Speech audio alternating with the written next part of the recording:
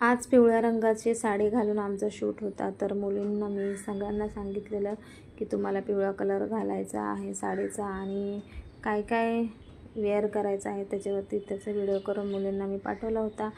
आणि फायनली आम्ही आता क्लासवरती चाललेलो होतो. क्लासवरती जाता जाताच रस्त्यात हळदी आणि कुंकू घेतलं आणि सगळ्या मुली ज्या आहेत त्यांचे मळवट भरले आणि कुंकू लावलं. तुम्ही बघू शकता किती सुंदर दिसत आहेत मुली मळवट आणि कुंकू लावल्याच्या नंतर. तर त्यांचा आज सुंदर असा डान्स मी कोरिओग्राफ केलेला आहे, तोच त्या परफॉर्म करणार आहेत. तर सगळ्यांची तयारी झाली आणि क्लासवरून आम्ही निघालेलो आहोत ज्या ठिकाणी आम्हाला शूट करायचं आहे तिकडे. तर या दोघी स्कूटीवरती बसून चाललेल्या आहेत आणि आम्ही चौघीजणी रिक्षाने जाणार आहोत. माझ्या 2 स्टुडंट श्रावस्ती आणि समीक्षा ॲब्सेंट आहेत, कारण रविवार असल्यामुळे काही कार्यक्रमानिमित्त त्या दोघी बाहेर आहेत. तर आम्ही आज चौघींचं शूट करणार आहोत. तर रिक्षा मिळाली आणि आम्ही चाललेलो आहोत आमच्या इकडे असलेल्या गालेगावला गावदेवीच्या मंदिरात. जाता जाताच माझ्या बहिणीचं आणि मम्मीचं घर रस्त्यातच आहे. तर माझ्या एका स्टुडंटनी नथ आणली नव्हती आणि दीप्तीचीही नथ तुटलेली होती, म्हणून माझ्या बहिणीच्या मुलीला कॉल करून नथ घेऊन ये म्हणून सांगितलेलं. तर तिने रस्त्यात चालता चालता आम्हाला नथ आणून दिली आणि फायनली ज्या ठिकाणी आम्हाला शूट करायचं होतं तिकडे आम्ही पोचलेलो आहोत. तुम्ही पाहू शकताय किती सुंदर असं वातावरण आहे इकडे ते. तर हे आहे गालेगावचं गावदेवीचं मंदिर.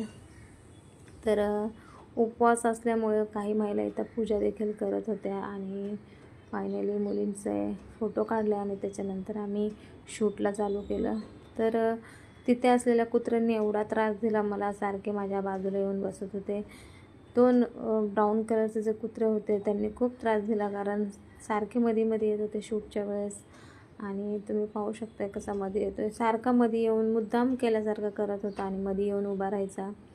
कसं तरी त्याला हाकलत, कसं तरी त्याला लाडीगोडी लावत आम्ही शूट करून घेतलं. आणि शूट चालू असतानाच बाजूने जी बस जात होती त्या बसमधून पण सगळे लोक मुलींना बघत होते. तर थोड्याच वेळाने अंधार पडायला लागला, त्याच्यामुळे मम्मी मुलींना म्हटलं पटपट आवरा आणि जे बाकीचे उरलेले शॉट्स आहेत ते आम्ही मंदिराच्या आतमध्ये घेतले. तर जेव्हा मंदिरात शूट करायला गेलो तर तुम्ही बघू शकता एका कुत्र्याच्या मागे हे सगळे कुत्रे मारायला येत होते आणि तो किती घाबरलेला.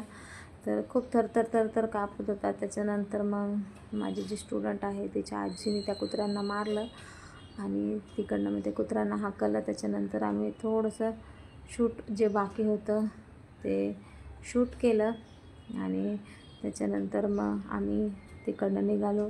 आम्हाला निघता 7-7:30 वाजलेले. आम्ही 4:30-5 वाजता आलेलो होतो इकडे.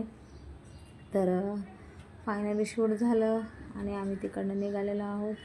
तर आता आरोही आणि पिल्लू तिच्या मम्मीसोबत स्कूटीवरती जाणार आहे आणि मी, दीप्ती, मावशी आणि तृप्ती आम्ही रिक्षाने जाणार आहोत. तर एचएनपर्यंत आम्ही चालत येणार आहोत आणि त्याच्यानंतर पुढे रिक्षा घेणार आहोत. मावशी आरोहीला त्यांच्या मुलाच्या घरी घेऊन जाणार आहेत, जे की माझ्या डान्स क्लासच्या तिथेच राहतात.